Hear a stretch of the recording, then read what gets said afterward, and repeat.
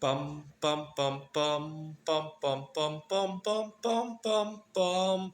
The Peter Like Show. Bum bum bum bum bum bum bum. I hope you guys will continue to pray for me by leaving a like on this video. So I'm just about to pack up to go home now. And this was one of my best trips in a long time. Well, first of all, I didn't fly for over 5 years.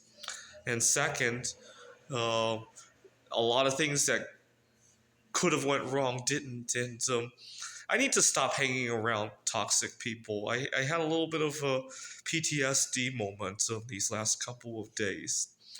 You got to remember, 3 months ago, I was asking all of my friends and colleagues to help set me up on a blind date. And most people were very nice about it. But a few people used it as an opportunity to mess with me, especially my colleague at one of the community colleges. I want to say she's in her 50s, and she kept leading me down false hope. And long story short, both of us almost ran into toxicity at the workplace over this. Uh, Fortunately, I was the bigger person. I'm going to go home and continue to be the bigger person by thanking her for all of her efforts and to tell her to let's just move on from that. This is we have better things to do at the campus. That's what I'm thinking of doing. See, this is why this trip is very helpful. It helped me digest that, think about what to do, and execute it. I would have never thought of ways to handle that had I not stepped away from it for a moment. I really wouldn't have.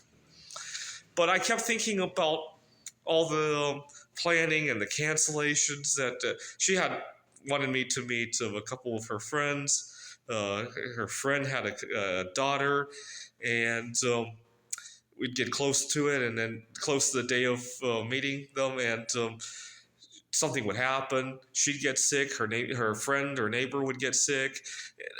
On and on and on. We had 3 different things that were set up and canceled within the space of a month and a half, if I remember correctly.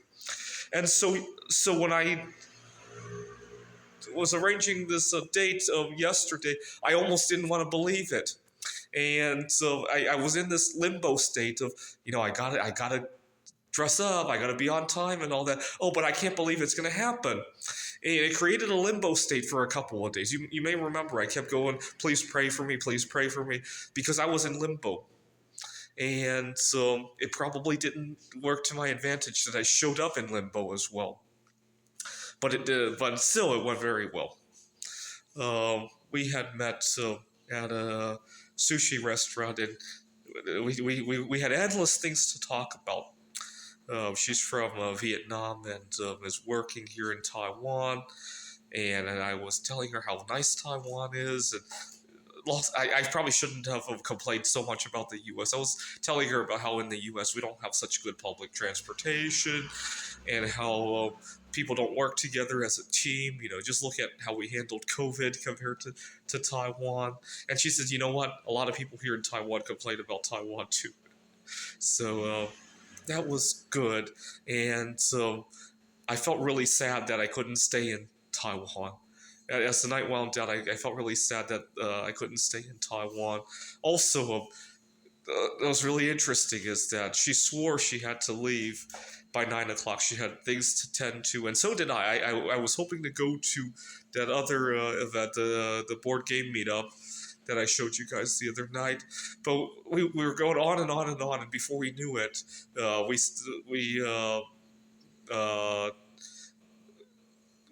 we went walking around Taipei, and before we knew it, it was like 10:30, and she didn't have to go, and I ended up missing the board game event. So we then we took the train back to. I needed to go to the Taipei main station to take a train here to Tom Sway, and so when she got off at the main station, I was devastated, to say the least. And I got home, and she had sent me a number of messages saying, "Don't be too sad about it. Maybe we could see each other again." So it was all good, but I let the toxicity of my colleague cause so much uncertainty. that it really messed with me for a number of days. And so, first, I thought the profile might have been fake. Second, I wasn't sure if she was actually going to meet up with me. And so that's all good. I'm so relieved now. Now more than ever, I want to resolve the situation with my colleague. And you know what really helps is that I have two different jobs at back home, like the two colleges, and they're really far away. And so I really don't want the second job anyway, the lighter of the two, which is where I ran into the toxicity. And so now I can really deal with it, right? If I needed that job, that could that I might have played a little bit differently, right? When I get home, I want to network more. I obviously the I was used to, I found the girl that I met yesterday on Bumble. I don't want to do that again. That was more of an experiment, especially back in the U.S. Dating websites aren't nearly as efficient in the U.S. as they are here in Taiwan. There's a lot of nonsense there, and but I want to go eat in the dining halls at the campus more. I know it's easier said than done, though. Every time I have tried to do that, I have found that it's expensive, and I'd rather be spending my money on other stuff, and I don't keep up with it. But every time I go out in public in some way, I mingle with a lot of people. I just can't find it worthwhile to do it. I don't know why. I keep wanting to spend my money on other stuff, and I need to remind myself that I get some good stuff out of this, right?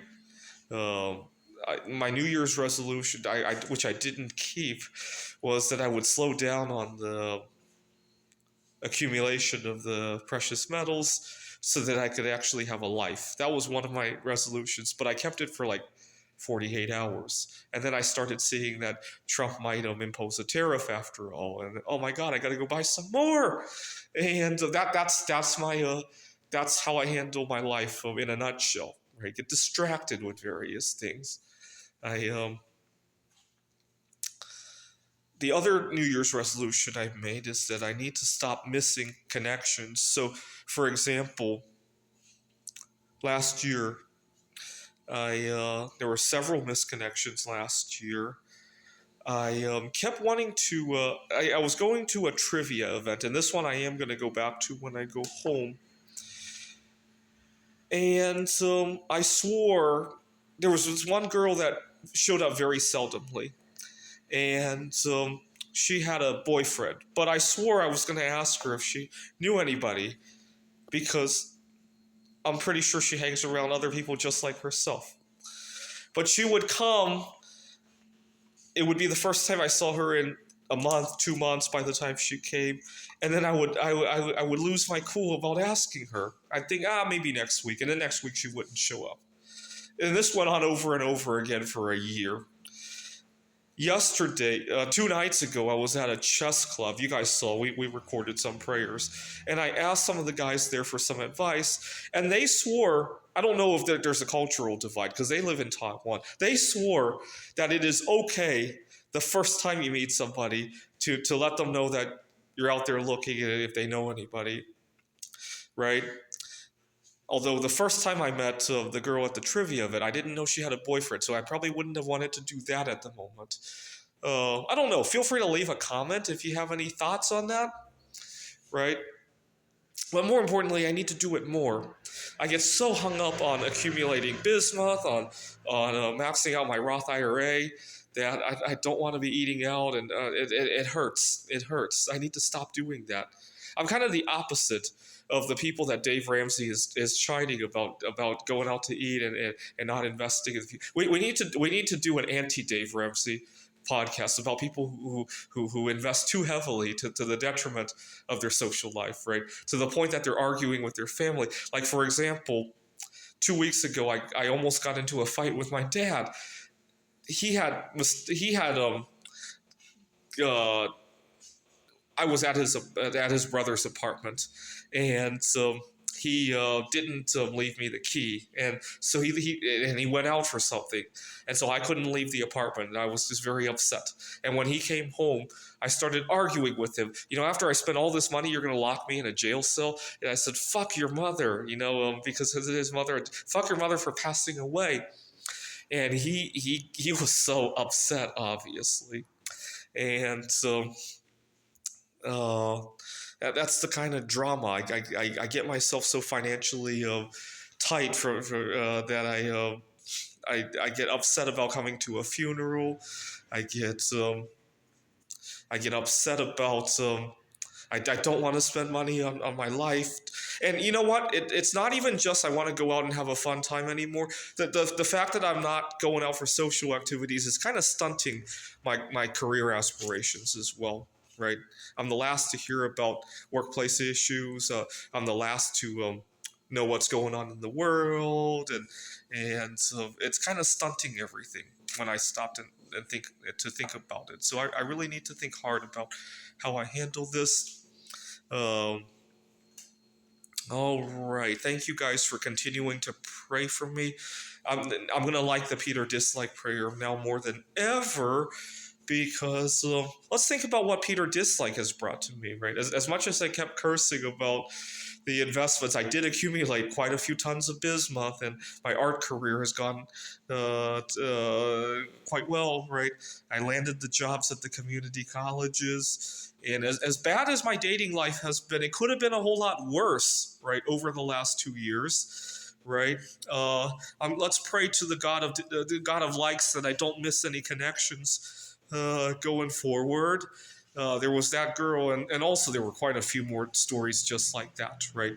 But I learned I'm gonna have to practice. I got nothing to lose now, but I'm gonna practice what my friend at the chess club 2 nights ago told me, that it's okay to bring up the situation on day one, right? I'm gonna practice it, especially if I go somewhere that I don't often go. I might as well practice it and see what turns of it. Please pray that I acquire a self-driving car. I'm really upset that I have to go home and drive again. I really enjoyed my breakaway from driving. Driving has been taking up too much of my mental. You see, it's not even about the time spent commuting. Here in Tumsway, I spend just as much time going to Taipei as I did back home going between Glendale and Apache Junction, right? The amount of time is about the same, right?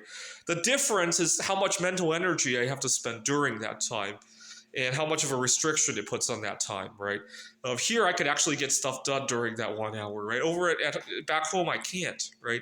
And plus, a lot of times I have a lot of stuff in my car because I live with roommates, right? So, and also I don't get to network with other people when I travel back in the US, right? That's the main problem, right? So I thought about a number of solutions. A self-driving car would solve half of that problem, right? I won't have to drive, right? It won't help me network, though. Actually, it might, because I can get other stuff done while I'm in the car, right? I could actually text people, right? So it might be help me network, right? But what would be even better is if I find somebody to carpool with, right? That way, half the time I'm not driving, and also I always get somebody to network with, right? So those are good solutions. I might also think about this one's a little bit too far, but next time that I have a somewhat shorter commute, I might think about riding a bicycle. That way I get exercise, right? I could also think about this time around, I don't think there's public transportation, but hopefully something opens up. When I get home, actually on the way home, I'm going to think about composing a letter to my representatives to talk about my experience with riding public transit here in Taiwan, and how much less stress it is, right? Uh, all right, please pray for me by leaving a like on this video. This is the Peter Like Show. Bum bum bum bum bum bum bum bum bum bum bum bum. The Peter Like Show. Bum bum bum bum bum bum bum.